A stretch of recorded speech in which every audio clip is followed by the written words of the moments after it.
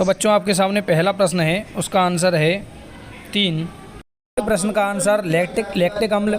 तीसरे प्रश्न का आंसर है बच्चों कॉपर। चौथे प्रश्न का आंसर है बच्चों बी यानी कि C++O। ठीक है बच्चों, 4 प्रश्न हो गए। 5वें प्रश्न का आंसर है बच्चों परिसंचरण तंत्र से। छठे क्वेश्चन का आंसर है बच्चों द्वार कोशिका से। 7वें क्वेश्चन में आएगा बच्चों पीयूष ग्रंथि। छठे प्रश्न में आएगा बच्चों उभयलिंगी। इसी प्रकार बच्चों अगला प्रश्न है हमारे पास पुरुष में लिंग गुणसूत्र XY। 10वें प्रश्न का आंसर आएगा बच्चों 6, क्योंकि उसने व्यक्ति तथा प्रतिबिंब के बीच की दूरी पूछी है, इसलिए 3 + 3 6 आंसर सही होगा। अपवर्तन वाला जो 11वां प्रश्न है बच्चों, उसका आंसर होगा μ = 1/A यानी कि C। 12वें प्रश्न का आंसर होगा बच्चों वायुमंडलीय अपवर्तन। 13वें प्रश्न का आंसर है बच्चों X। इसी प्रकार आगे चलते हैं बच्चों 14वां प्रश्न है। 14वें प्रश्न का आंसर है बच्चों हमारे पास सुरक्षा उपाय के रूप में। 15वां क्वेश्चन का आंसर है बच्चों धारावाही चालक के लिए जो दक्षिण हस्तांगुष्ठ नियम है उसमें अंगूठा विद्युत धारा की दिशा को दर्शाता है। इस प्रकार बच्चों ये 15 ऑब्जेक्टिव क्वेश्चन होते हैं। अब चलते हैं हमारे रिक्त स्थानों की तरफ। पहला है लेड नाइट्रेट के ऊष्मीय वियोजन से प्राप्त नाइट्रोजन युक्त गैस का नाम NO2 नाइट्रोजन डाइऑक्साइड है। Cl- आएगा बच्चों दूसरे रिक्त स्थान में जो ऋणायन है। तीसरा क्वेश्चन है C3H8 यानी मेथेन एथेन प्रोपेन। जो प्रोपेन है उसका जो सह संयोजक बंधों की संख्या आएगी बच्चों उसमें 10 होगी। ठीक है बच्चों, एक कृत्रिम रक्त वाले में आप रक्त अपोहन या डायलिसिस तीनों लिख सकते हैं। इसी प्रकार 5वां जो क्वेश्चन है बच्चों रिक्त स्थान में पांचवा प्रश्न है बच्चों द्वितंत्रिका कोशिकाओं के मध्य खाली स्थान को स्नेप्स कहते हैं। रिक्त स्थान है बच्चों प्रतिबिंब की ऊंचाई वाले में आएगा आवर्धनता। दीर्घ दृष्टि दोष निवारण में उत्तल लेंस का उपयोग किया जाता है। बच्चों हम चलते हैं अति लघुत्रात्मक प्रश्न। पीतल में तांबे के साथ जो मिश्रित धातु होती है बच्चों उसका नाम होता है जिंक।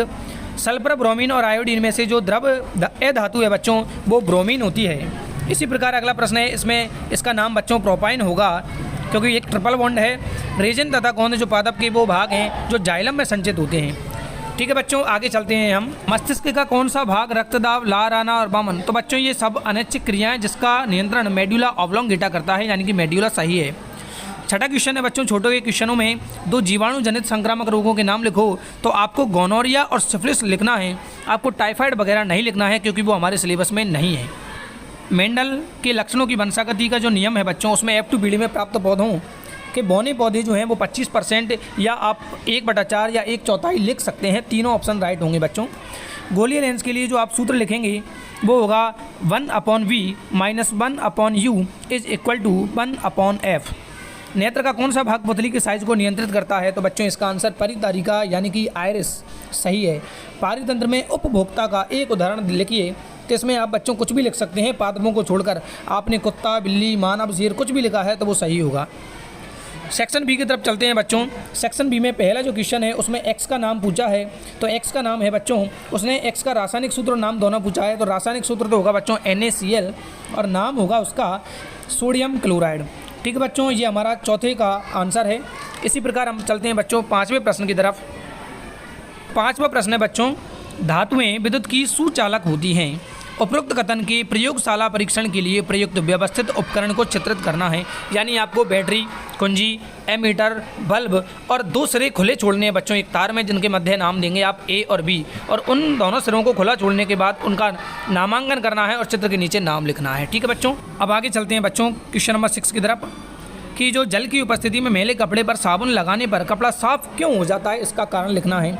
तो हम जानते हैं बच्चों कि जल की उपस्थिति में जो साबुन होता है वो मिसेल का निर्माण करता है, जिसका जल रागी सिरा तो कहाँ होता है बच्चों, जल में होता है, जबकि जल विरागी जो सिरा है बच्चों वो चिकनाई या मेल में होता है। और मिसेल के मध्य क्या होता है बच्चों, प्रतिकर्षण होता है, इसलिए वो अवक्षेपित नहीं होती हैं बल्कि मेल को वो अपने सेंटर में ले लेती हैं। और इस प्रकार जब हम कपड़े को पानी में डुबोते हैं तो वो मिसेल है वो कचरे को या मेल को ले करके पानी में नीचे की ओर बैठ जाती है। तो ये आपको कारण लिखना था बच्चों। अगला क्वेश्चन नंबर 7 है एथीन अणु की इलेक्ट्रॉन बिंदु संरचना। तो मुझे उम्मीद है बच्चों आपने एथीन की इलेक्ट्रॉन बिंदु संरचना बना दी होगी, जिसमें कार्बन और कार्बन परमाणु के मध्य एक डबल बॉन्ड का निर्माण करना था, यानी कि 4 इलेक्ट्रॉन मध्य में होंगे। इस प्रकार आपने इलेक्ट्रॉन बिंदु संरचना को ध्यान में रखते हुए अष्टक का नियम लगा दिया होगा, अष्टक पूरा कर दिया होगा। क्वेश्चन नंबर 8 की तरफ चलते हैं बच्चों कि गर्भ निरोधन की 2 विधियों को समझाइए। तो बच्चों हमारी जो बुक है उसमें कम से कम 4 विधियाँ दी हुई हैं, जिसमें आप IUD यानी इंट्रा यूटेराइन डिवाइसेस यानी कि अंतः गर्भाशयी युक्तियों का वर्णन कर सकते हैं, आप निरोध का वर्णन कर सकते हैं बच्चों, आप वासेक्टोमी और ट्यूबेक्टोमी का भी इसमें क्या कर सकती हो बच्चों, आंसर लिख सकते हैं। इसी प्रकार अगला क्वेश्चन है शुद्ध लंबी और शुद्ध बौनी पौधों के मध्य F2 पीढ़ी तक का संकरण कराना था। तो F1 पीढ़ी और F2 पीढ़ी दोनों लाने थे, आपको फिनोटाइप और जीनोटाइप अनुपात दोनों लिखने थे। क्वेश्चन नंबर 10 है बच्चों, तो उसमें आपको सूत्र लगाना है H = I² RT, जो कि जूल का तापन नियम है। इसमें हमें I दिया हुआ है 9, है ना बच्चों, I दिया हुआ है, इसमें कितना है बच्चों 3, उसका स्क्वायर किया है तो 9 आया है। फिर 10 ओम प्रतिरोध है, 2 सेकंड में धारा प्रवाहित की है, तो इसको गुणा करने पर बच्चों 180 जूल आंसर आपका सही होगा। अगले क्वेश्चन की तरफ चलते हैं बच्चों। क्वेश्चन नंबर 11 में आपको बच्चों तुल्य प्रतिरोध ज्ञात करना है, और ना ही ये समांतर क्रम में है ना ही ये श्रेणी क्रम में है, ये दोनों का मिश्रित दिया हुआ है। आप 3 और 3 ओम का सबसे पहले प्रतिरोध निकालेंगे तो वो आएगा बच्चों 6 ओम। जब 6 ओम और 6 ओम को पार्श्व क्रम में जोड़ने के बाद जब इनका आंसर निकालेंगे तो बच्चों वो आएगा 3 ओम, और जब 3 ओम और 3 ओम के 2 प्रतिरोध श्रेणी क्रम में होंगे तो इनको जोड़ने पर इनका आंसर होगा 6 ओम। इस प्रकार आपके 11 में जो प्रश्न है उसका आंसर 6 ओम आने वाला है बच्चों।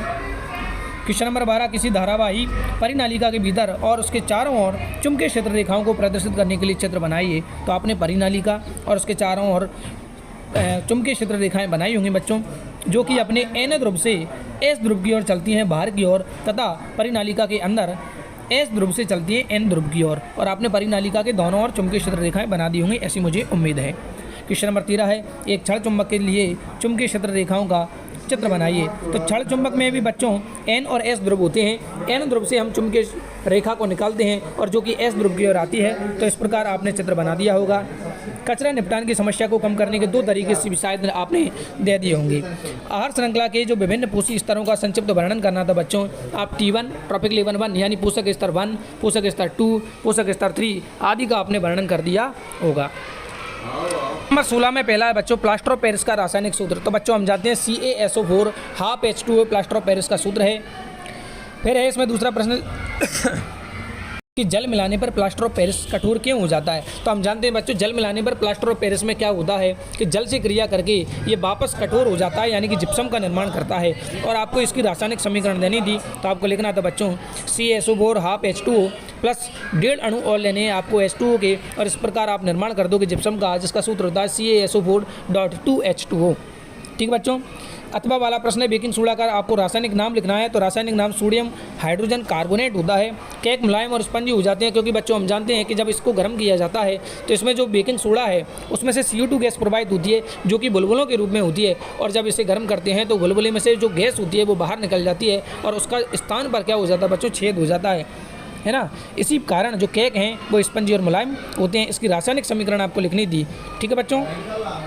17वां क्वेश्चन है कि अनैच्छिक क्रियाएं मस्तिष्क के कौन से भाग से नियंत्रित होती हैं। तो बच्चों अनैच्छिक क्रियाएं मेडुला से नियंत्रित होती हैं। तो इसका आपको एक उदाहरण देना था। अथवा में है बच्चों ये सिंपल सा प्रश्न है कि वृषण से स्रावित हार्मोन का नाम हम जानते हैं टेस्टोस्टेरोन है, तथा इसके 2 कार्य अगर आपको लिखने हैं तो आप दे सकते हैं कि भाई इसमें नर के द्वितीयक लैंगिक लक्षणों का निर्धारण करना तथा शुक्राणुओं का उत्पादन प्रारंभ करना। अगले प्रश्न है बच्चों 18वां, मानव के नर जनन तंत्र का या अथवा में है मानव की मादा जनन तंत्र का नामांकित चित्र बनाइए। तो बच्चों आपको नर जनन तंत्र या मादा जनन तंत्र में से कोई एक चित्र बनाना था। अगला प्रश्न है बच्चों 19वां, पहला है विद्युत विभवांतर को परिभाषित कीजिए। तो बच्चों हम जानते हैं कि B = W/Q होता है। इसके आधार पर अपन क्या करते हैं कि एक कुलाम आवेश को अनंत से किसी विद्युत क्षेत्र में लाने के लिए जो कार्य करना पड़ता है उसको अपन विद्युत विभवांतर कहते हैं। इसका SI मात्रक बच्चों वोल्ट होता है। दूसरा प्रश्न है इसका कि विद्युत विभवांतर के मापन के लिए कौन सा यंत्र, तो वोल्ट मीटर का यूज करते हैं बच्चों। और किस क्रम में, तो पार्श्व क्रम में। ओम के नियम के लिए विभवांतर और I यानी VI ग्राफ खींचना था बच्चों। तो हम जानते हैं इसके लिए हम एक सीधी रेखा खींच देते हैं जो कि स्लोप बनाती है। अथवा में जो प्रश्न है विद्युत प्रतिरोध लिखना था कि विद्युत धारा के प्रवाह में विरोध जो है वो प्रतिरोध कहलाता है। SI मात्रक ओम होता है। कौन सा यंत्र काम लेते हैं, एमीटर। किस क्रम में जोड़ते हैं बच्चों, श्रेणी क्रम में। और प्रायोगिक सत्यापन के लिए आपको इसका चित्र बनाना था जिसमें आपको 4 बैटरियाँ जोड़नी थी, वोल्ट मीटर जोड़ना था, एमीटर जोड़ना था, बल्ब जोड़ना था, कुंजी जोड़नी थी और आप तैयार कर सकते थे। क्वेश्चन नंबर 20 है बच्चों अपने पास के कोयले के दहन से प्राप्त गैस कौन सी होगी। तो बच्चों कोयले में कार्बन होता है, इसलिए ऑक्सीजन से क्रिया कराने पर जो गैस प्राप्त होगी वो CO2 होगी। आपको कॉपर ऑक्साइड हाइड्रोजन की क्रिया कराने के बाद आपको कॉपर और जल बनाना था, इसकी आपको रिएक्शन देनी थी बच्चों संतुलित, तो उम्मीद है आपने दे दी होगी। कॉपर ऑक्साइड में उपचयन के प्रदर्शन के लिए एक व्यवस्थित उपकरण को चित्रित करना था। तो बच्चों आपको एक तिपाई स्टैंड, एक जाली और उस पर एक चाइना डिश लेकर उसमें कॉपर का चूर्ण रखना था और नीचे बर्नर लगाकर इसको गर्म करना था और आपको नामांकित करना था। अथवा वाला जो प्रश्न है बच्चों वो है अपचयन किसे कहते हैं। तो हम जानते हैं कि किसी पदार्थ में किसी अभिकारक में हाइड्रोजन को जुड़ना, ऑक्सीजन का निकलना क्या कहलाता है बच्चों, अपचयन कहलाता है। Iron copper sulphate, iron sulphate और कॉपर, इस समीकरण को आपको बैलेंस करना था जो कि बच्चों पहले से ही बैलेंस है, बस आपको इसके प्रतीक लिखना था। कॉपर सल्फेट के विलयन में डूबी लोहे की कीलों की अभिक्रिया के प्रदर्शन के लिए व्यवस्थित उपकरण को आपको चित्रित करना था। तो बच्चों आपको लोहे की कील लेनी थी, उसे कॉपर सल्फेट के विलयन में डुबोना था। आप पड़ोस में 2 विलयन भी ले सकते थे, जिसमें एक में CuSO4 होता और एक जो नया बनता बच्चों वो होगा FeSO4 का हरा विलयन। क्वेश्चन नंबर 21 है बच्चों अपने पास। क्वेश्चन नंबर 21 में पहला है बच्चों प्रकाश संश्लेषण प्रक्रिया के दौरान जो घटित घटनाओं को है वो समझाना है। तो हम जानते हैं प्रकाश संश्लेषण की क्रिया में बच्चों 3 घटनाएं होती हैं। पहला होता है सूर्य के प्रकाश को क्लोरोफिल द्वारा ग्रहण किया जाता है और इलेक्ट्रॉनों का उत्सर्जन किया जाता है। दूसरी घटना होती है बच्चों जल का प्रकाशिक अपघटन, यानी कि जल के टूटने से ऑक्सीजन का मुक्त होना। और तीसरी घटना होती है बच्चों CO2 का अपचयन। ठीक है, दूसरा प्रश्न है बच्चों इसमें एक पत्ती का अनुप्रस्थ काट का नामांकित चित्र बना। तो आपको इसमें एक पत्ती का नामांकित चित्र बना था जिसमें आपको अंदर ऊतक मेसोफिल दर्शाना था, ऊपरी एपिडर्मिस और निचली एपिडर्मिस आपको बनानी थी, रंध्र बनाने थे। इस प्रकार आपका चित्र तैयार हो जाता। अथवा में है पत्तियों में रंध्रों के खुलने और बंद होने की प्रक्रिया को समझाना था। तो बच्चों रंध्रों की संरचना में हम जानते हैं द्वार कोशिकाएं होती हैं, सहायक कोशिकाएं होती हैं। जब सहायक कोशिकाओं से जल बाहर निकल जाता है, जब सहायक कोशिकाओं से जल रंध्र कोशिकाओं में जाता है तो हम जानते हैं कि रंध्र खुल जाते हैं। और जब इसका उल्टा होता है, यानी कि द्वार कोशिकाओं से जल सहायक कोशिकाओं में जाता है तो कोशिकाएं पिचकने के कारण रंध्र बंद हो जाते हैं। दूसरा है बच्चों इसका खुले हुए बंद रंध्र का नामांकित चित्र बनाना था। तो बच्चों एक चित्र आपको बनाना है खुले रंध्र का और एक आपने बनाना है बंद रंध्र का। उम्मीद है आपने चित्र बना दिए होंगे। क्वेश्चन नंबर लास्ट जो है हमारा 22वां है, गोलीय दर्पण किसे कहते हैं। जो हम जानते हैं कि गोलीय दर्पण किसे कहते हैं, ऐसा दर्पण जिसकी परावर्तक पृष्ठ गोलीय होती है, गोलीय दर्पण कहलाते हैं। ये 2 प्रकार के होते हैं बच्चों, उत्तल लेंस और दर्पण पूछा है बच्चों, तो उत्तल दर्पण और अवतल दर्पण।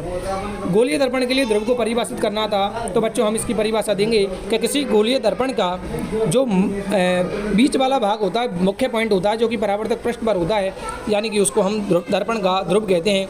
यदि एक लेंस की क्षमता प्लस की 4.0 डायोप्टर है तो इसकी फोकस दूरी ज्ञात करनी थी। तो आपने लगा दिया होगा बच्चों P = 1/f। आपको सूत्र लगाना था P = 1/f डायोप्टर। तो इसका आंसर आएगा बच्चों लगभग 0.25 मीटर। इस प्रकार बच्चों ये साइंस का पेपर है जो आज का सॉल्यूशन है। धन्यवाद।